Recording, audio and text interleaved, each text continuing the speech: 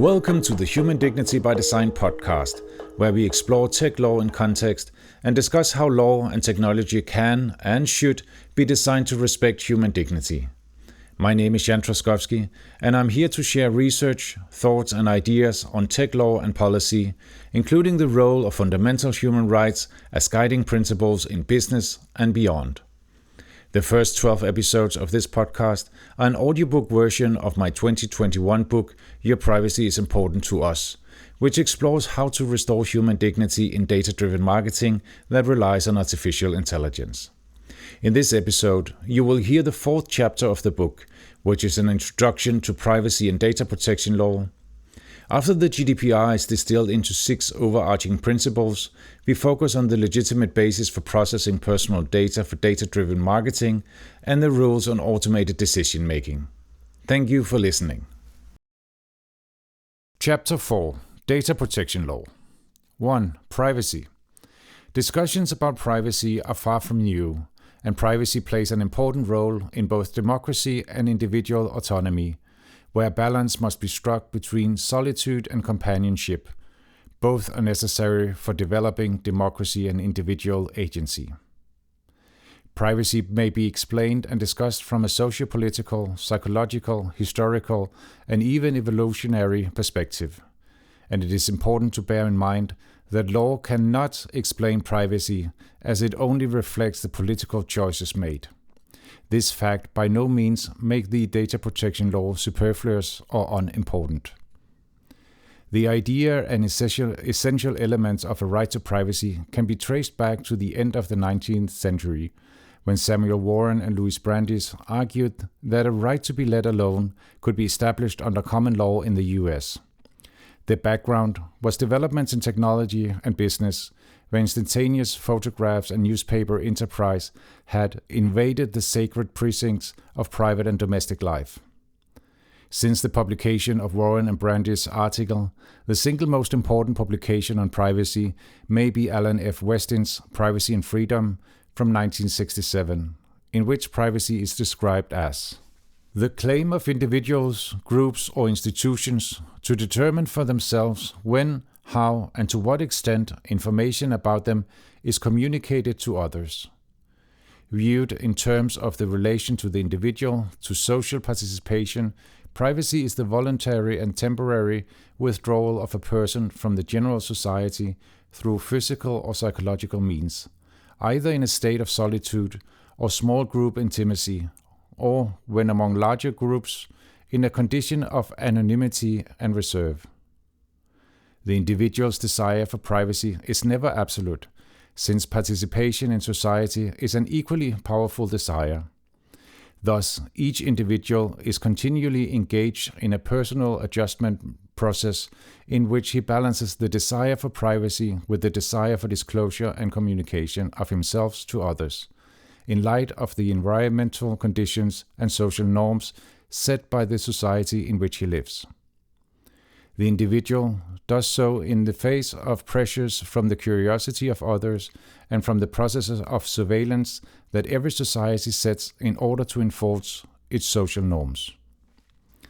Westin demonstrated interesting foresight by stating in 1967 that to be always on would destroy the human organism. Surveillance is obviously a fundamental means of social control, and the most significant fact for the subject of privacy is that once an organization purchases a giant computer, it inevitably begins to collect more information about its employees, clients, members, taxpayers, or other persons in the interest of the organization.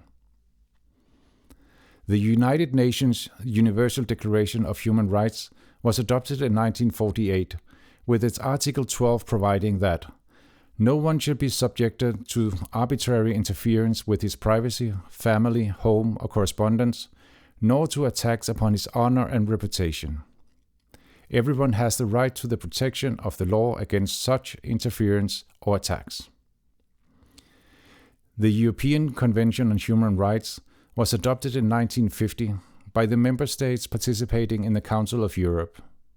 Article 8.1 reads, "Everyone has the right to respect for his private and family life, his home, and his correspondence. 1.1. Data protection. As the first legally binding international instrument in the field of data protection, which is a subset of privacy, the Council of Europe adopted in 1981 the Convention for the Protection of Individuals with regard to automatic processing of personal data, which is also known as Convention 108. The purpose was to secure, for every individual, whatever his nationality or residence, respect for his rights and fundamental freedoms, and in particular his right to privacy with regard to automatic processing of personal data relating to him. The vision of a Charter of Fundamental Rights in the European Union was proclaimed in 2000, and it has since 1 December 2009 had the same legal value as the EU treaties.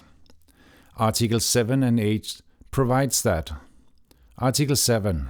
Respect for private and family life.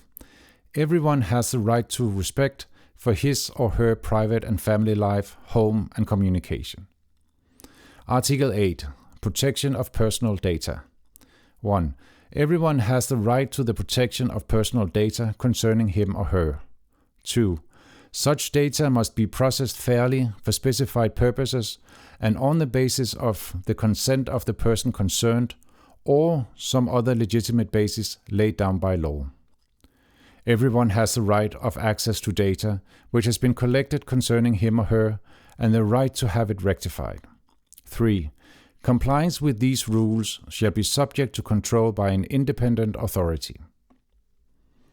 The principle stated in Article 8.1 also follows from Article 16.1 of the Treaty of the Functioning of the European Union.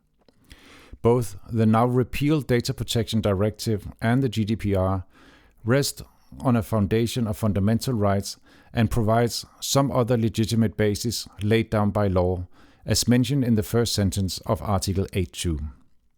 According to Article 1 of the GDPR, the aim is to protect the fundamental rights and freedoms of natural persons, including in particular their rights to the protection of personal data, by laying down rules relating to the processing of personal data and to the free movement of such data.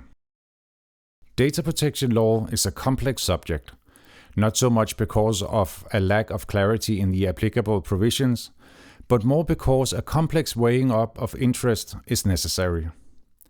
As it further follows from Recital 4, the right to the protection of personal data is not an absolute right. It must be considered in relation to its function in society and be balanced against other fundamental rights in accordance with the principle of proportionality. Thus, privacy is a matter of balancing legitimate interests, including other fundamental rights such as the freedom of expression and the right to information that are also necessary in a democracy. This is pursued in Chapter 10, where we also discuss the application of fundamental rights to non-state actors. For now, it is sufficient to acknowledge that the GDPR is directly applicable to businesses' processing of personal data. 2. The General Data Protection Regulation, the GDPR. 2.1. Scope of application and interpretation. The GDPR applies to processing of personal data, which is information relating to an identified or identifiable natural person, the data subject. Personal data relates to the data subject, where the information, by reason of its content, purpose, or effect, is linked to a particular person. Processing covers any operation performed on personal data, including collection, use, disclosure, and deletion. The GDPR must be complied with by the data controller, which is the natural or legal person who, alone or jointly with others, determines the purpose and means of the processing of personal data.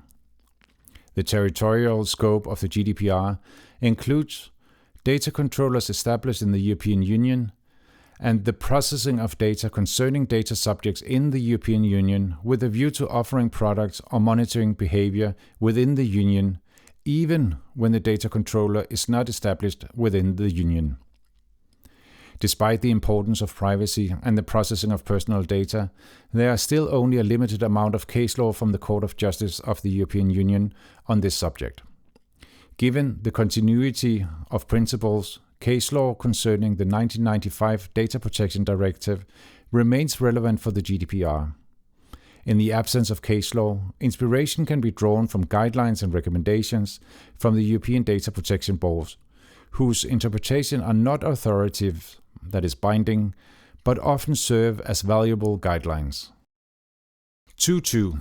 6 principles. In the following, we will distill the 99 articles and 173 recitals of the GDPR into 6 overarching principles of more or less equal importance. The 6 principles includes legitimacy, proportionality, empowerment, transparency, accountability, and security. The data controller must, subject to the principle of proportionality, ensure legitimacy, transparency, and security to demonstrate accountability and ensure empowerment of the data subject. The principles overlap and may, ultimately, be reduced to a mere matter of due diligence. For compliance purposes, the principles can roughly be grouped into 3 pairs. 1. Lawful processing, legitimacy including proportionality. 2. Data controllers' obligations, that is, accountability including security. And 3. Data subjects' rights, empowerment including transparency. 2.2.1. Legitimacy. Personal data may be processed for legitimate purposes that are specified and explicit. This is known as the purpose limitation.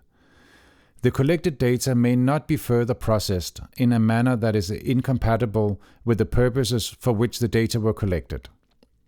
In this vein, it is important to emphasize that marketing is indeed a legitimate purpose that, as mentioned in the previous chapter, is important for efficient markets. Legitimacy may be perceived as the overarching principle that includes the general requirement of fair and lawful processing. When businesses use personal data that are protected as a fundamental right, they are the ones who should ensure that the processing is legitimate. The protection of privacy requires that derogations and limitations must apply only insofar as it is strictly necessary, and exceptions must be narrowly construed. The businesses do not own the personal data, nor are they otherwise entitled per se to process personal data. They are, however, allowed, with limitations and requirements laid out in the GDPR, to infringe on the citizens' right to privacy. In addition to serving a legitimate purpose, personal data must be processed fairly and be based on a legitimate basis, as dealt with immediately below under proportionality. 2.2.2. Proportionality. Due to the myriad guises that data processing may take, the principle of legitimacy is coupled with a proportionality principle that permeates the GDPR. The principle is visible in frequent references to what is necessary, adequate, appropriate, compatible, reasonable, etc. The legitimacy of processing depends on the nature, scope, context, and purposes of processing, as well as the risk of varying likelihood and severity for the rights and freedoms of natural persons. The rules aim to strike the appropriate balance between the protection of the data subject's rights and the legitimate interest of data controllers and third parties and the interest of the public. For example, the same video surveillance may be lawful for security reasons, but unlawful for marketing purposes. According to the general principles laid out in Article 5, personal data should be limited to what is necessary, which is known as the data minimization principle, and not kept longer than necessary, which is known as the storage limitation. In this context, necessity is relative to the purposes for which the personal data are processed, as discussed above under legitimacy. The principle of purpose limitation, introduced above, provides that personal data may not be further processed in a manner that is incompatible with the purposes for which the data are collected, which also reflects a proportionality test. As mentioned, the processing of personal data must be based on the data subject's consent or, notably, some other legitimate basis laid down by law. there must be a legitimate basis for each purpose for which personal data are processed. GDPR Article 6.1 on lawfulness of processing. Processing shall be lawful only if and to the extent that at least one of the following applies. A. The data subject has given consent to the processing of his or her personal data for one or more specific purposes. B. Processing is necessary for the performance of a contract to which the data subject is party. C. Processing is necessary for compliance with the legal obligation to which the controller is subject. F. Processing is necessary for the purposes of the legitimate interests pursued by the controller or by a third party, except where such interests are overridden by the interests of fundamental rights and freedoms of the data subject, which require protection of personal data. Consent requires a freely given, specific, informed, and unambiguous indication of the data subject's wishes, which signifies agreement to the processing. The request for consent must be presented in a manner which is clearly distinguishable from other matters, and consent may be withdrawn at any time. Personal data can be processed without consent if this is necessary for example, the performance of a contract or compliance with a legal obligation. Together, these legitimate bases justify processing that is necessary for delivering products and complying with tax and accounting obligations. Processing is also lawful without consent if it passes the balancing test, which, to some extent, can be used to justify processing for marketing purposes. The balancing test allows the data controller to process personal data when the processing is necessary for legitimate purposes, unless these interests are overridden by the interests of fundamental rights and freedoms of the data subject. The term necessity has its own independent meaning in EU law and must be interpreted in a manner that reflects the objectives of data protection law. As discussed below under empowerment, consent and the balancing test share the disadvantage that the data subject may object to the processing, in the former case by means of withdrawing consent. The data subject cannot object if the processing is genuinely necessary for the performance of a contract. When processing sensitive personal data for marketing purposes, consent must always be obtained. This includes, for instance, big data analysis intended to extract sensitive data from normal data. Proportionality also plays a role in connection with the data controller's general obligations, which are dealt with below under accountability.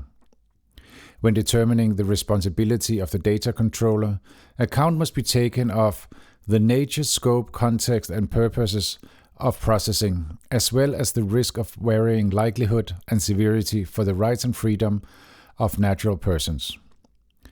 For implementing certain measures, additional account must also be taken of the state of the art and the cost of implementation.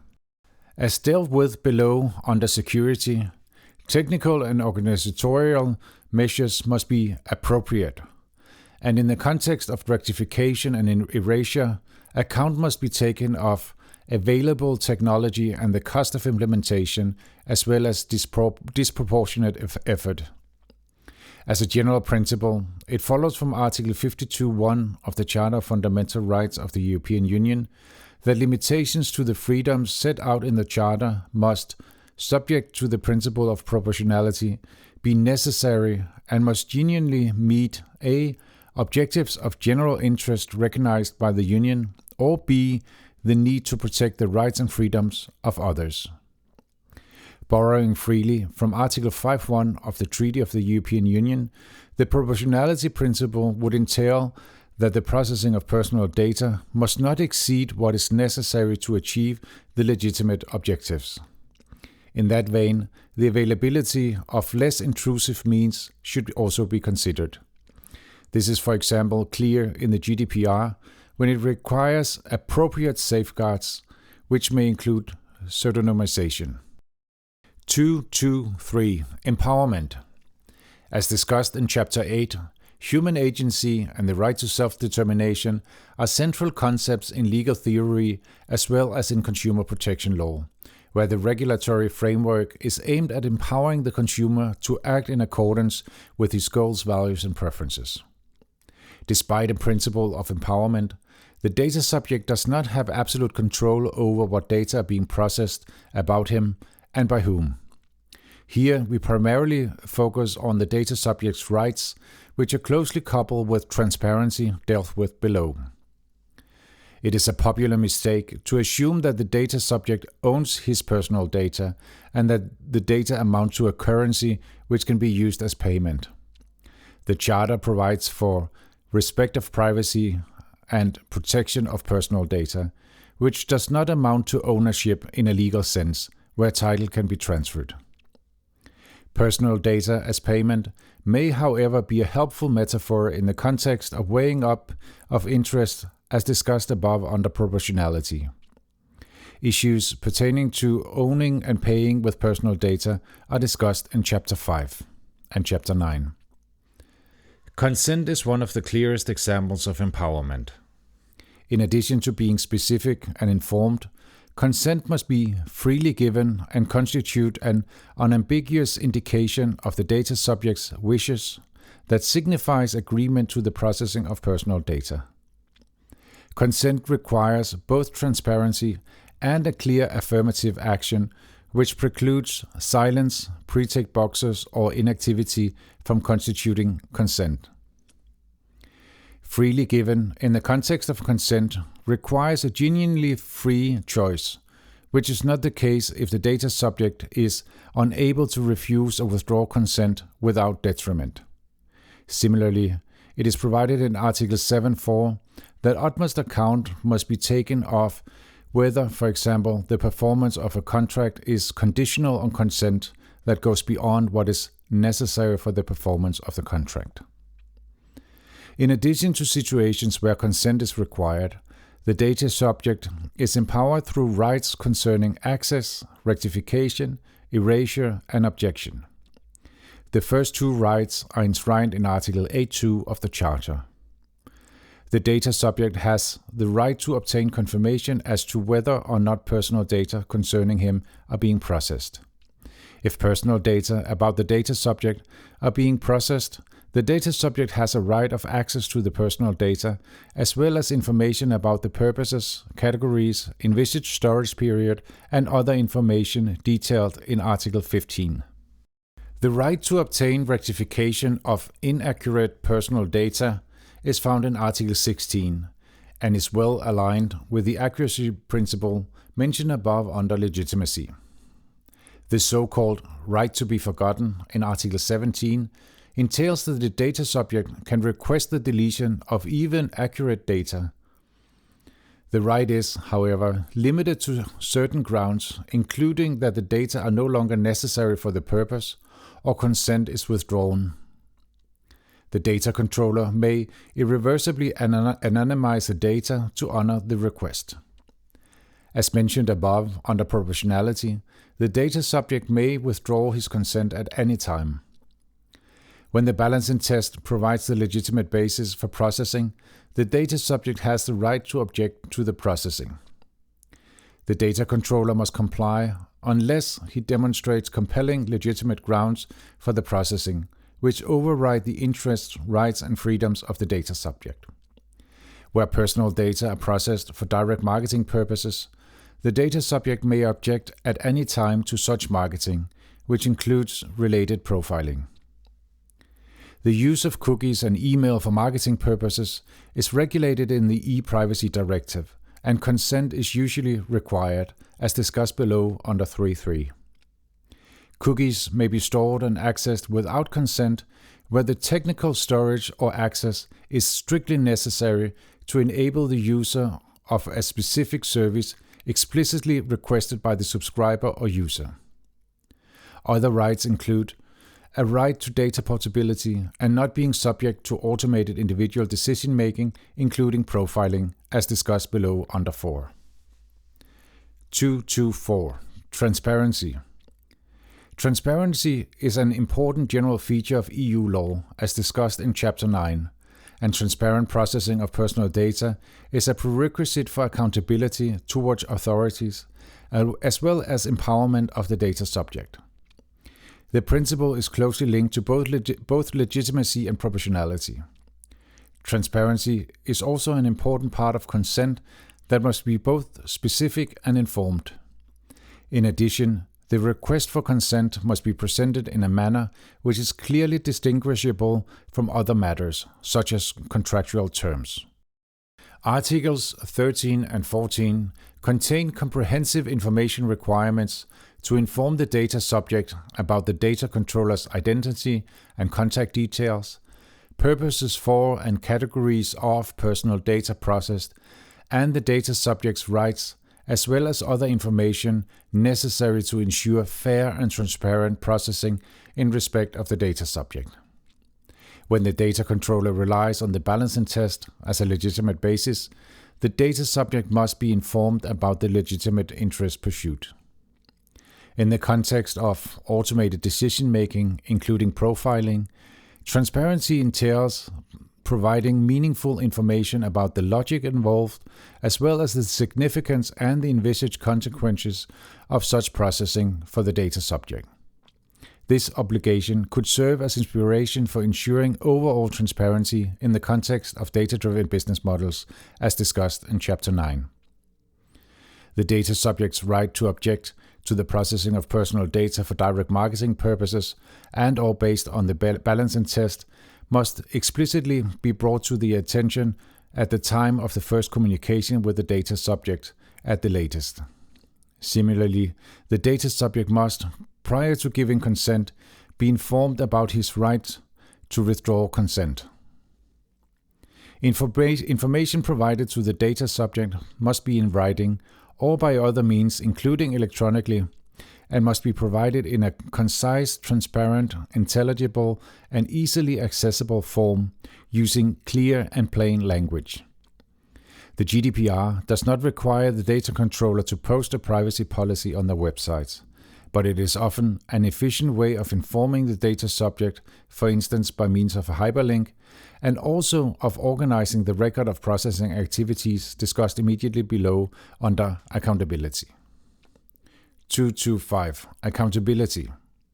A significant part of the GDPR's substantive rules stem from the 1995 Data Protection Directive, now replaced by the GDPR. One significant change is made clear in Article 5.2, which provides that the data controller is not only responsible for compliance, but must also be able to demonstrate compliance. This principle is substantiated in Article 24, according to which the data controller must implement appropriate technical and organizational measures to ensure and be able to demonstrate that processing is performed in accordance with the GDPR. These measures must be kept up to date and, as discussed above under proportionality, must take into account the nature, scope, context, and purposes of processing. Risks of varying likelihood and severity to the rights and freedoms of natural persons must also be considered. The implementation of these measures must, when proportionate, include appropriate data protection policies. In connection with consent, it is required that the data controller be able to demonstrate that the data subject has consented to processing. One of the most concrete measures of accountability is found in the requirement of maintaining a record of processing activities. The record must be in writing, including in electronic form, and must contain the name and contact details of the data controller, the purposes of the processing, a description of the categories of data subjects and of the categories of personal data, categories of recipients to whom the personal data may be disclosed, and possible transfers of personal data to third countries. Where possible, the record must also include the envisaged time limits for erasure of the different categories of data and a general description of the technical and organizational security measures. The record of processing activities must be available to the supervisor authority. but there is no obligation to publish it, for instance in the guise of a privacy policy, as suggested above under transparency.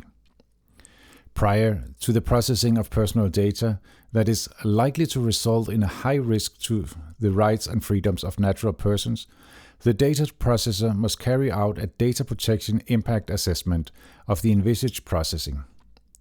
This is, for instance, required in the case of a systematic and extensive evaluation of personal aspects relating to natural persons, which is based on automated processing, including profiling, and on which decisions are based that produce legal effects. If the assessment indicates that the processing would result in a high risk in the absence of measures taken by the data controller to mitigate the risks, the data controller must consult the supervisory authority prior to processing. In certain situations, the data controller is obliged to designate a data protection officer, including in cases where the core activities consist of processing operations which, by virtue of their nature, their scope and/or their purposes, require regular and systematic monitoring of data subjects on a large scale. These requirements can also be viewed as examples of proportionality as discussed above. Compliance is further supported by the requirement of data protection by design and by default. The data controller must implement appropriate technical and organizational measures to ensure compliance, integrate necessary safeguards, and ensure that only necessary personal data are processed by default. This provision is new to the GDPR and corroborates all 6 principles. Just add by design after each of the principles. 226. Security. Securing personal data is of paramount importance in order to avoid the risks of, for instance, accidental, unlawful destruction, loss, alteration, unauthorized disclosure of, or access to personal data transmitted, stored, or otherwise processed. In this book, we focus on traders that rely on data-driven business models to extract value from personal data. However, in many cases, the real threat in the context of personal data is not the data controller's exploitation, but rather lack of security measures resulting in data breaches and subsequent exploitation by third parties, including employees and subcontractors. Thus, data minimization and storage limitations discussed above under proportionality, as well as anonymization and pseudonymization, may be perceived as means to comply with the security principle. Edward Snowden's surveillance revelations mentioned in Chapter 1 have shown that personal data collected by businesses may also be accessed by governments with or without the cooperation of the business. The data controller must implement appropriate technical and organizational measures to ensure a level of security appropriate to the risks. Account must be taken of the state of the art, the cost of implementation, and the nature, scope, context, and purposes of processing, as well as the risk of varying likelihood and severity for the rights and freedoms of natural persons, as discussed above under proportionality. Security measures may include the pseudonymization and encryption of personal data, the ability to ensure the ongoing confidentiality, integrity, availability, and resilience of processing systems and services, the ability to restore the availability and access to personal data in a timely manner in the event of a physical or technical incident, a process for regularly testing, assessing, and evaluating the effectiveness of technical and organizational measures for ensuring the security of the processing. The data processor must take steps to ensure that any natural person acting under the authority of the data controller or the data processor who has access to personal data does not process them except on instructions from the data controller. In case of a personal data breach, the data controller must notify the supervisory authority and data subjects, where there is a risk to the rights and freedoms of natural persons. In line with the proportionality principle, the latter must only be informed when the personal data breach is likely to result in a high risk to the rights and freedoms of natural persons. 3. Legitimate basis for data-driven marketing. In the context of data-driven business models, consent, contractual necessity, and the balancing test are the most relevant legitimate bases. As mentioned above, the balancing test and consent share the disadvantage from the trader's perspective that the user may object to the processing or withdraw consent, respectively. This is not possible for contractual necessity. From the data subject's perspective, contractual necessity and the balancing test have the disadvantage that the data subject cannot take advantage of the provisions concerning data portability that allows users to transfer personal data to another service provider. As mentioned above, the term necessary has its own independent meaning in EU law and must be interpreted in a manner that reflects the objectives of data protection law. It is settled case law that the protection of the fundamental rights to privacy requires that derogation and limitations in relation to the protection of personal data must apply only insofar as is strictly necessary, and exceptions such as the legitimate basis for infringing on privacy must thus be narrowly construed. Sensitive personal data. Article 9.1 prohibits the processing of personal data revealing sensitive information that is exhaustively listed in the provision. This includes ethnic origin, political opinions, and religious and philosophical beliefs, as well as data concerning health and sexual orientation. For the processing of sensitive personal data for marketing purposes, explicit consent is necessary according to GDPR Article 9.2a.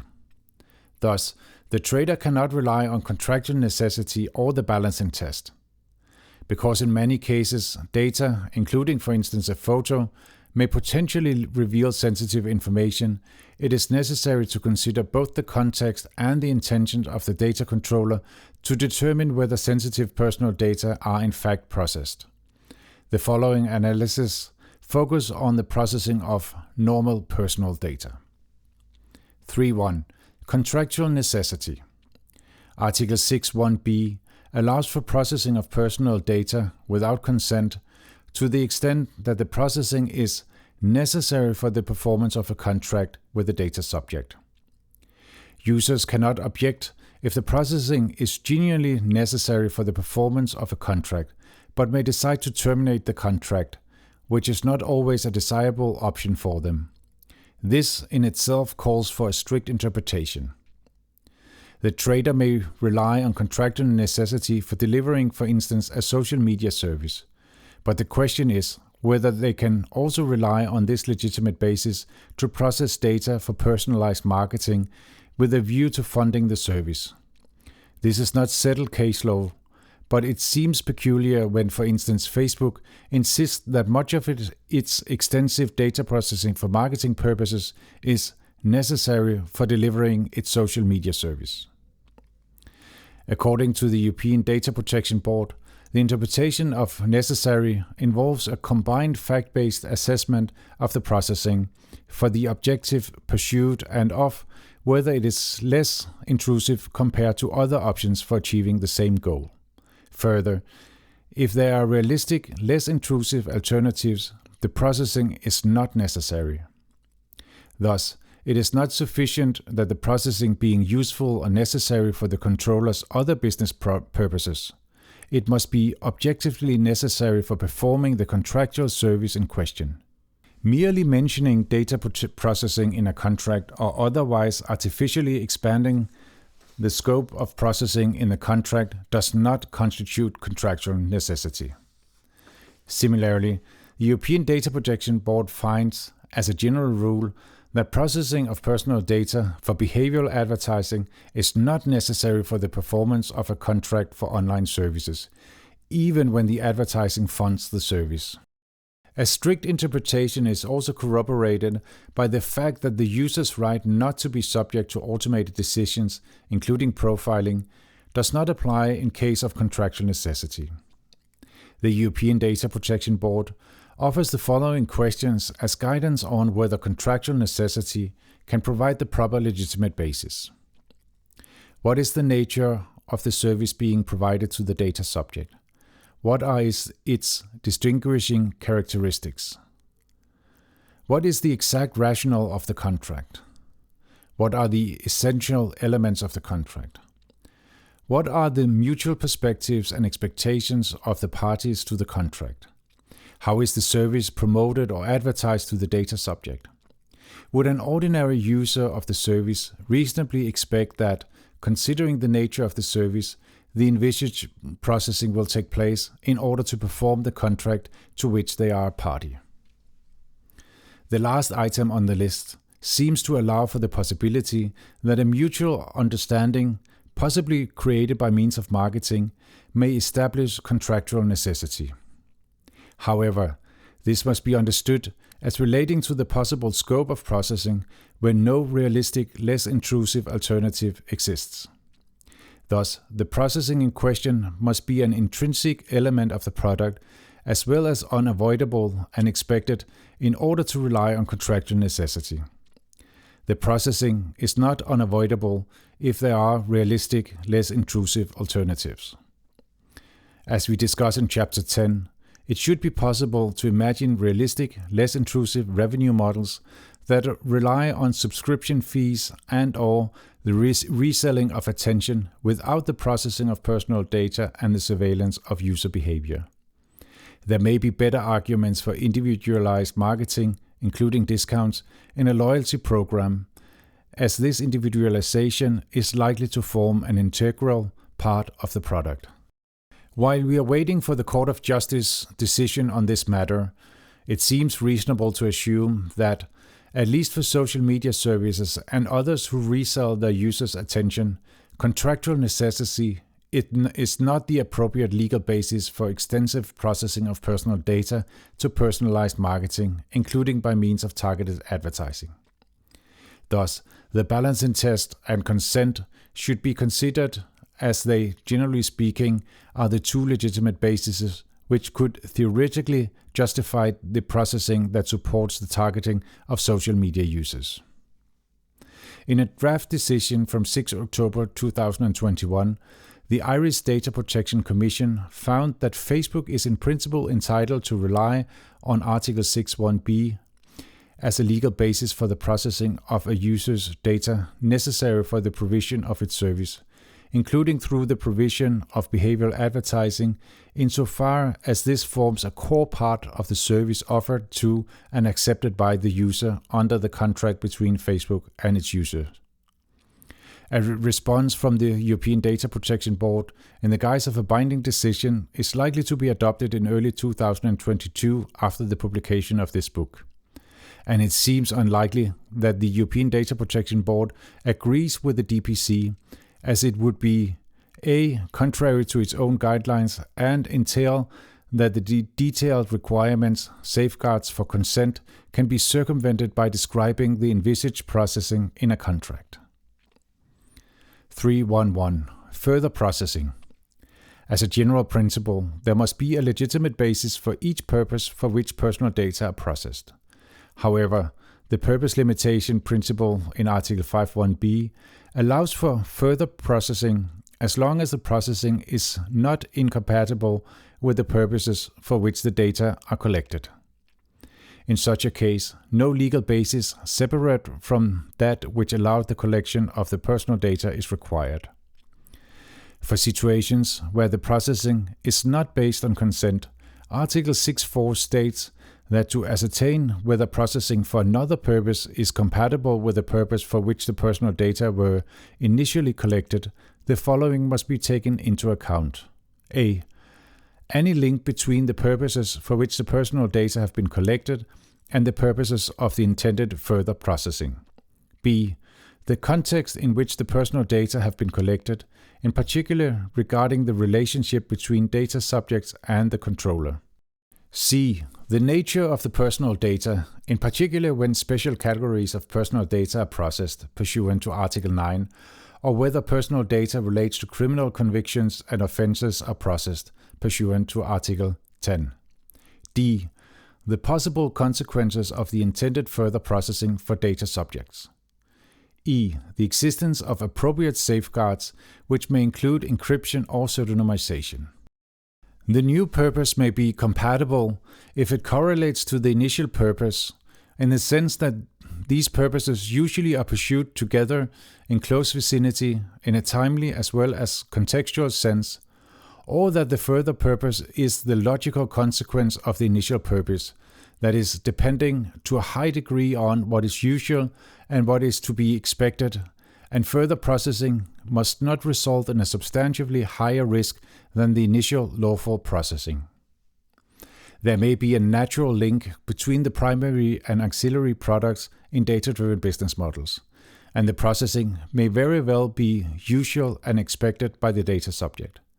On the other hand, as we discuss in Chapter 9, the consequences of the processing relating to personalized marketing may not be as obvious as the consequences for the processing that is necessary for delivering the primary product.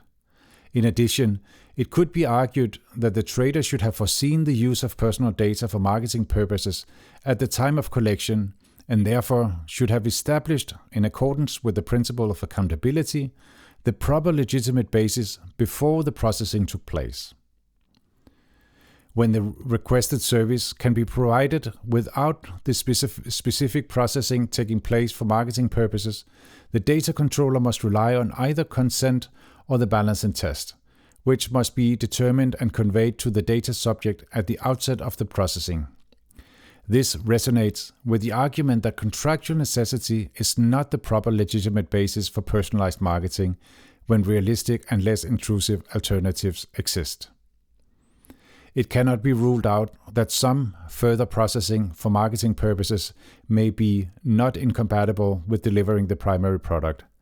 However, due to the need for a careful consideration of the privacy implication and a restrictive interpretation of this fundamental right, the processing must have an insignificant impact on privacy, possibly corresponding to what can be justified under the balancing test, as well as under other applicable legislation, such as the e-privacy directive concerning cookies and direct marketing, as discussed below. 3.2. The balancing test. The processing of personal data without consent is also lawful if it passes the balancing test, which to some extent can justify processing for marketing purposes. The balancing test allows the data controller to process personal data when the processing is necessary for legitimate purposes, unless these interests are overridden by the interest of all fundamental rights and freedoms of the data subject. This test requires that the following cumulative conditions be met. A legitimate interest must be pursued. B. There must be a need to process the personal data for the purposes of the legitimate interest pursued. And C. The fundamental rights and freedoms of the data subjects do not take precedence. The balancing test may be perceived as a proportionality test, where the processing of personal data is relative to the legitimate purposes pursued, as well as to the impact on the data subject's right to privacy, including the nature, scope, context, and purposes of processing. The assessment under the balancing test resembled that of further processing, as GDPR Recital 47 provides that the legitimate interest of the data controller could, in particular, be overridden where data subjects do not reasonably expect further processing. The privacy impact must be limited, and the relationship with the controller must be considered together with the consequences and risk for the data subject. Including reasonable expectations seems more appropriate for a proportionality test than for determining contractual necessity, as discussed above.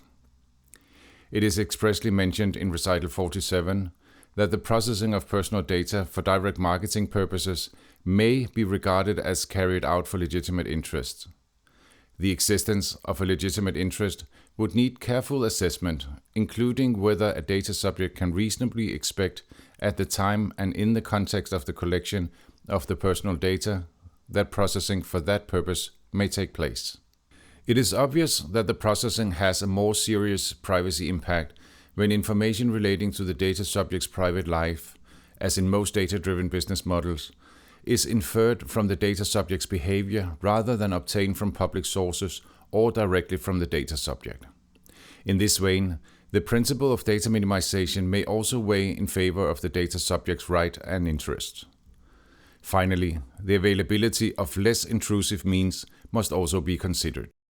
Thus, more intrusive and opaque processing of personal data, including surveillance, profiling, and automated decisions, is likely to require consent unless the processing is genuinely necessary for the performance of a contract with the data subject or the impact on the data subject's privacy is limited. When the processing is in fact necessary for the performance of a contract, however, consent is not the appropriate legitimate basis. 3.3. Consent. Consent requires a freely given, specific, informed, and unambiguous indications of the data subject's wishes, which signifies agreement to the processing. The request for consent must be presented in a manner which is clearly distinguishable from other matter, and consent may be withdrawn at any time. When the processing has multiple purposes, consent should be given for each purpose. The data controller must be able to demonstrate that the data subject has consented to processing of their personal data.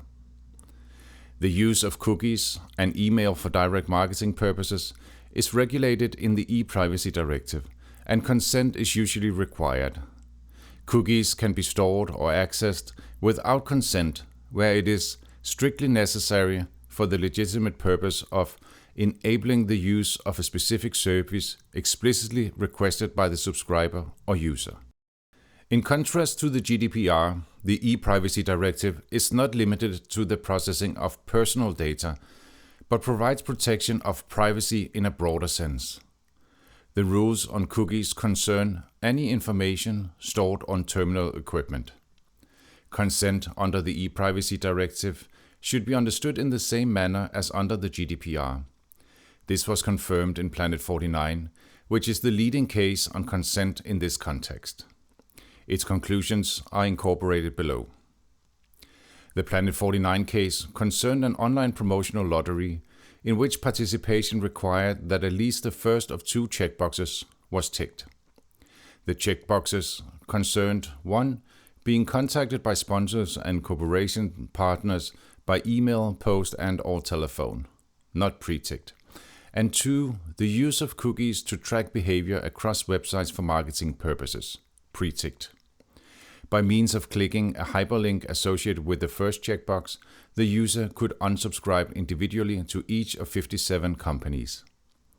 Consent has the advantage that it provides documentation as well as clarity concerning the legitimate basis, which must be determined before the collection of personal data. Generally speaking, consent must constitute a genuine and informed choice, as discussed below. Despite consent, the processing of personal data is still restricted by the principles for lawful, fair, and transparent processing in Article 5, including purpose limitation, data minimization, accuracy, and storage limitation. That is, the processing must still be legitimate and proportionate. Surveillance of consumer behavior and certain forms of personalized marketing may be unlawful even when the user is willing to consent, especially when the activity affects human dignity and democracy, as discussed in Chapter 10. The general principles in Article 5 are important, as infringement hereof are in themselves subject to the highest fines provided for under the GDPR. 3.3.1. Genuine choice. Consent requires a clear affirmative act, which may include ticking a box, but silence, pre-tick boxes, and inactivity cannot constitute consent.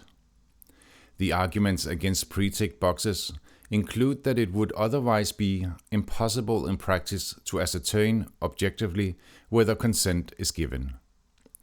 It follows from recital 42 of the GDPR that consent is not freely given if the data subject has no genuine or free choice or is unable to refuse or withdraw consent without detriment. The interpretation and assessment of detriment is not easy, yet it is nevertheless important. Data-driven business models are, at least to some extent, based on a mutual understanding of quid pro quo, as in paying with personal data, that is, an acceptable trade-off. At the two extremes of how detriment can be interpreted lie the possibilities that A. The trader can ask for virtually anything as long as the data subject agrees to this, and B. Even the slightest detriment is unlawful, including the offering of a paid-for version of the service where such payment would be a detriment. The truth is likely to be somewhere in between. When assessing whether consent is freely given, Article 7.4 provides that utmost account shall be taken of whether, inter alia, the performance of a contract, including the provision of a service, is conditional on consent to the processing of personal data that is not necessary for the performance of that contract.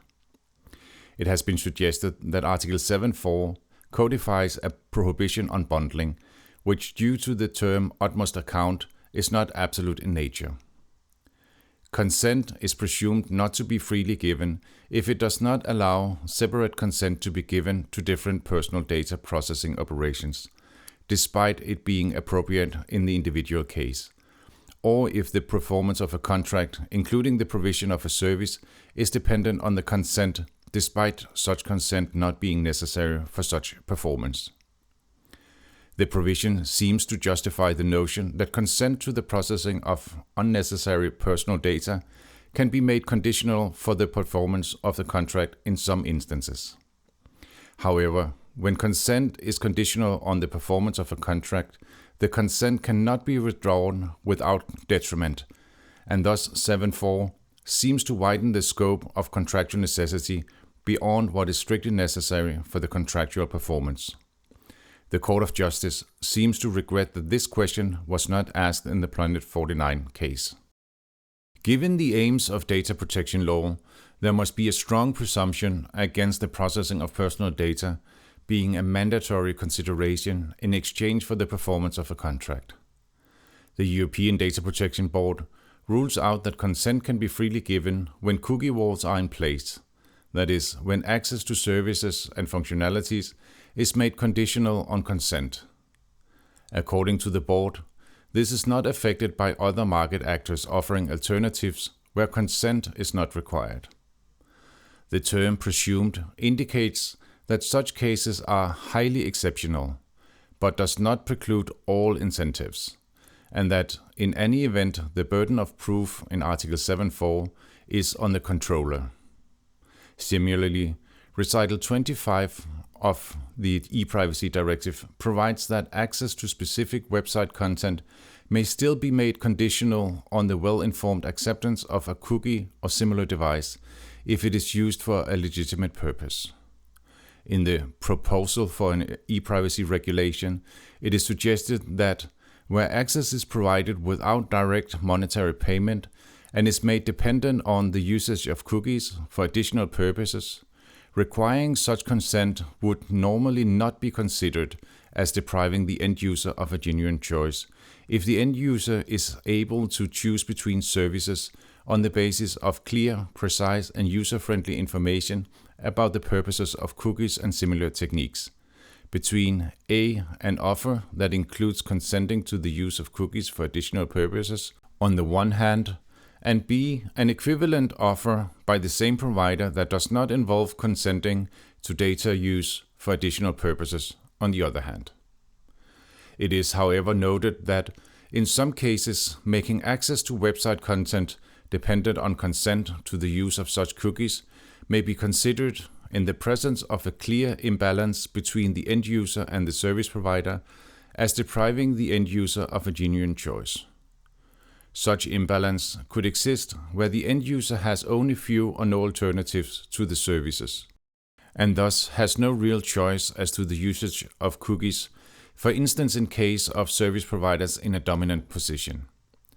To support the case against mandatory consent, recognizing the contradiction in terms, Recital 43 GDPR provides that consent is presumed not to be freely given if it does not allow separate consent to be given to different personal data processing operations, despite it being appropriate in the individual case, or if the performance of a contract, including the provision of a service, is dependent on the consent, despite such consent not being necessary for such performance.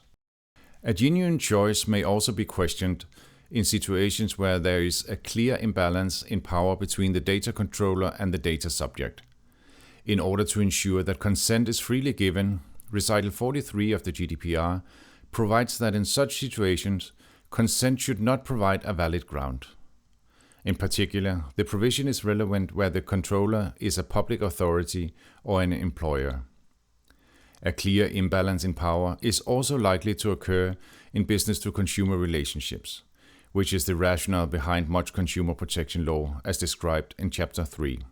Even though there is a notorious imbalance between trader and consumer, the consumer may, however, feel less compelled to accept any request for consent compared with an employee.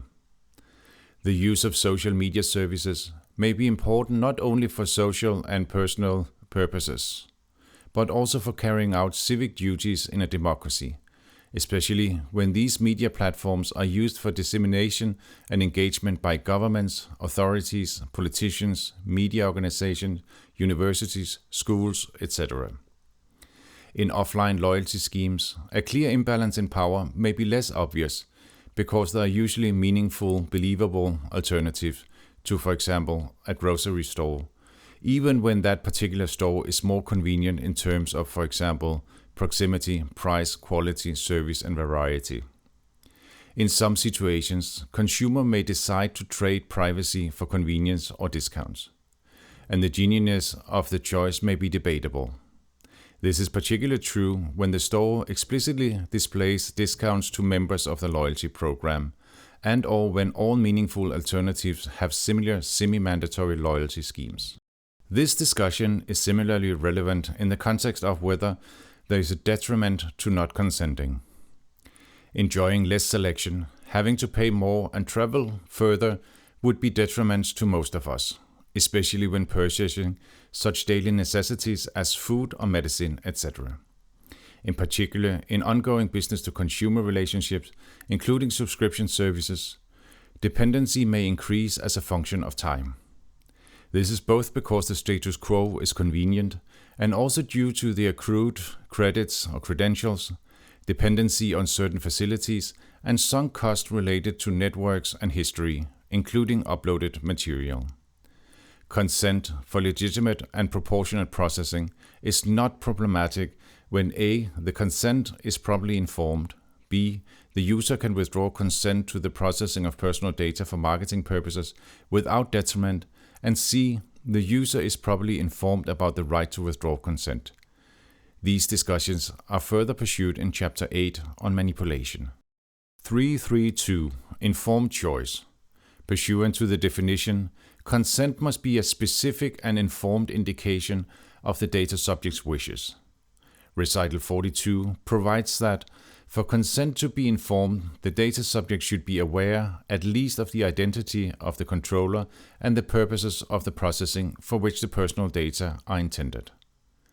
That consent must be an informed choice is closely related to and a prerequisite for a genuine choice to be made. In this vein, the information requirement must be proportionate to inter alia the average data subject's reasonable expectation and the impact on their right to privacy.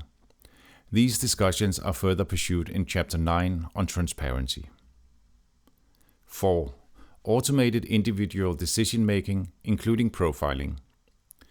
Article 22 of the GDPR provides that the data subject has the right not to be subject to a decision based solely on automated processing, including profiling, which produces legal effect concerning him or her or similar significantly affects him or her.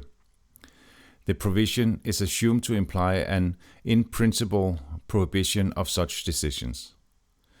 In Recital 71, automatic refusal of an online credit application and e-recruiting practices are mentioned, as well as profiling that consists of any form of automated processing of personal data, evaluating the personal aspects relating to a natural person, in particular to analyze or predict aspects concerning the data subject's performance at work, economic situation, health, personal preferences or interest, reliability or behavior, location or movements.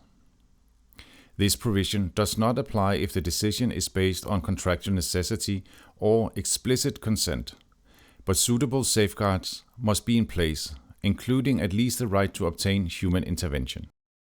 The extent to which personalized marketing may have legal or similar effect is not settled case law. However, being exposed or not exposed to particular offers may have real economic effects.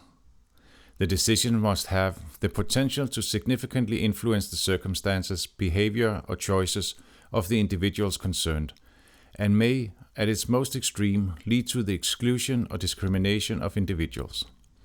Examples may include automated decision-making that results in differential pricing based on personal data or personal characteristics, if, for example, prohibitively high prices effectively bar someone from certain goods or services.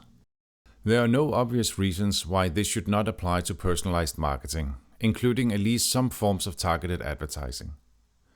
According to the Article 29 Data Protection Working Party, the decision to present targeted advertising based on profiling may have a similarly significant effect on individuals, depending upon the particular characteristics of the case, including the intrusiveness of the profiling process, including the tracking of individuals across different websites, devices, and services, the expectations and wishes of the individuals concerned, the way the advertisement is delivered, or using knowledge of the vulnerabilities of the data subject targeted.